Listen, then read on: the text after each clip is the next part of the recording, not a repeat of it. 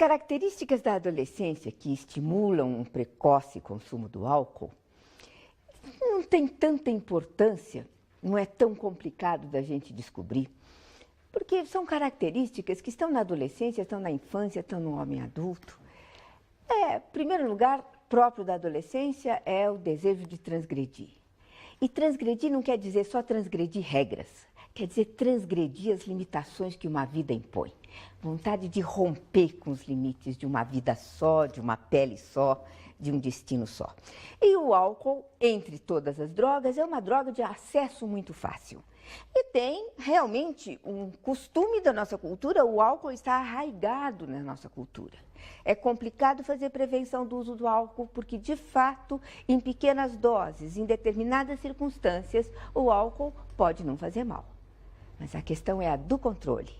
E o que torna um adolescente especialmente sujeito a ser um dependente do álcool é a falta de controle que um adolescente tem com relação a tudo, sobretudo com relação às drogas. A nossa sociedade é, sim, muito permissiva com relação ao uso do álcool. Parece que o álcool faz parte da vida de todo mundo. O primeiro porre de um garoto parece ser uma fase do desenvolvimento obrigatória. Então, há uma facilidade muito grande para o jovem chegar ao álcool e há, sim, uma condescendência muito grande dos adultos com relação a isso. O uso do álcool leva, sem dúvida, a uma irresponsabilidade maior na sexualidade. É muito mais fácil esquecer de usar camisinha ou qualquer outra prevenção quando alcoolizado. E, sem dúvida, o álcool é um estimulante da violência. Álcool e armas, sem dúvida, formam uma associação extremamente perigosa e nefasta.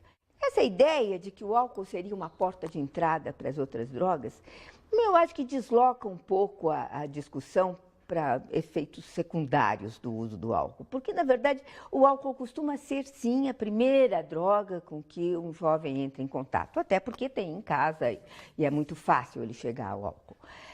Mas não tem importância se o álcool vai levar a outras drogas ou não. O efeito do álcool em si é suficientemente preocupante, leve ou não leve para outra droga. O álcool é uma droga extremamente perigosa.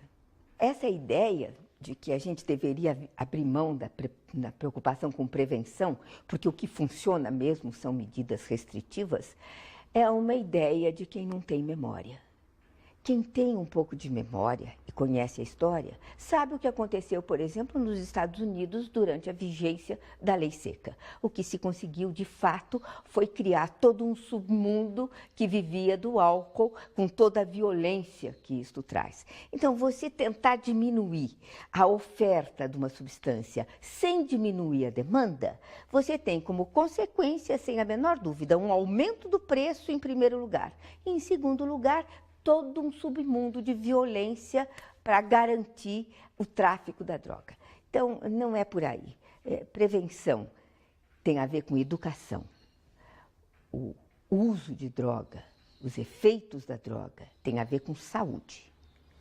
Tráfico de drogas tem a ver com a polícia. São três instâncias diferentes. Responsabilidade não se divide. Nós somos todos 100% responsáveis pela formação dos nossos jovens. A família, a escola, a comunidade. As tarefas podem ser divididas. Então, sem dúvida, o uso de drogas tem uma dimensão emocional muito importante. A questão da liberdade é uma questão intrínseca, central à questão das drogas. Mas uma pessoa bem informada tem melhores condições de fazer uma escolha mais livre. Uma função primordial da escola, diante do bombardeio de informações a que os nossos jovens estão expostos, é o processo de transformar nossos jovens de esponja em filtro, para que eles possam formar um retículo que os defendam, para saber o que desse bombardeio que está aí realmente merece entrar e ser absorvido e o que deve ser filtrado para fora. Esta função ninguém é capaz de fazer como a escola. Como é que vai o pobre do professor fazer prevenção quando o aluno já vem de uma casa onde se bebe, o acesso ao álcool é muito fácil, há uma condescendência com relação ao uso do álcool? Seria formidável se a gente pudesse escolher os alunos e as famílias. Mas seria um estranho hospital esse. Ainda que eles tenham um ambiente pouco favorável em casa, a escola possa agir um pouco como a sétima fada da história da Bela Adormecida e vir trazer os seus dons, vir oferecer o seu presente para atenuar um pouco os efeitos nocivos que esse ambiente está trazendo para a criança. Prevenção significa sempre você prevenir danos maiores. Então, a prevenção com jovens que já usam drogas tem a ver com isso, tentar impedir os efeitos cada vez piores, a escalada de efeitos que o uso contínuo da droga pode trazer. A dimensão emocional desta questão pode ser lidada assim. Existem filmes, existem livros, tem todo um repertório da cultura que abre as portas para a gente chegar aos jovens, para ver quanta coisa esta vida oferece que independe do uso de drogas. Quantos canais podem ser abertos para ter uma vida gratificante, interessante e rica, sem precisar usar esse entorpecente que são a maioria das drogas. Ainda que o efeito direto seja estimular, no final o efeito é entorpecer o sujeito para aquilo que a vida oferece. Não existe uma idade ideal para a gente fazer a prevenção de drogas, porque a prevenção do uso de drogas não se faz diretamente falando de drogas. Realmente, a prevenção se faz oferecendo uma vida rica de estímulos, de tal maneira que ela sinta atendida esta dimensão e não precise procurar a droga.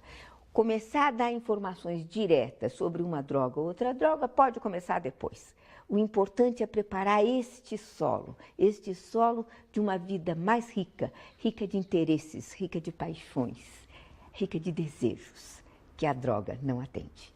A única coisa mais forte mesmo do que o apelo das drogas, principalmente para o jovem, são as paixões. Paixões mesmo, assim, no plural, sem preconceito. O que interessa mesmo é descobrir o que acontece com aqueles que, tendo todas as condições para entrar nessa, não entram. O que acontece com aquele garoto cujo amigo está ali na maconha, no álcool, e ele não? Por que ele não? O que aconteceu com ele para livrá-lo disto? Muito provavelmente ele deve ter algum engajamento, com alguma paixão. A participação num grupo, nessa fase da vida, é muito importante. Ele precisa se perceber como parte de um grupo. Ele precisa se identificar com um grupo. É uma fase em que a imagem dos pais está perdendo um pouco aquele ar idealizado. É uma fase de um vazio aí de ídolos. Então, o grupo oferece essa possibilidade dele se sentir acolhido, irmão. Por isso que eles precisam usar a mesma roupa, falar o mesmo idioma, gostar das mesmas músicas. É o uniforme da tribo pelo qual eles se reconhecem. Então, para um jovem ser excluído de um grupo é muito doloroso. E às vezes ele é capaz de fazer o que não faria só para ser aceito pelo grupo. E é uma pena, porque cada um deles provavelmente preferiria não estar ali zoando com aquele colega, preferiria não estar experimentando aquele cigarro que dá uma náusea, uma tontura, preferiria não estar tomando aquela bebida cujo gosto realmente não tem nada a ver com o paladar dele. Mas Deus me livre, qualquer coisa dessas vai lançá-lo de novo na solidão. Isso é muito difícil para o jovem. E os grupos são formados dentro da escola. Quais são os critérios pelos quais esses líderes são escolhidos? Não adianta a gente achar que só tem a ver com o que acontece dentro da sala de aula. Tudo que acontece dentro dos muros de uma escola tem a ver com a educação. Tem que estar ligado a um projeto educacional. Não tem jeito. Educar é uma tarefa fascinante. Mas é uma atividade subversiva. A gente tem que nadar contra a corrente. Não é para preguiçosos, nem para covardes. É para professores.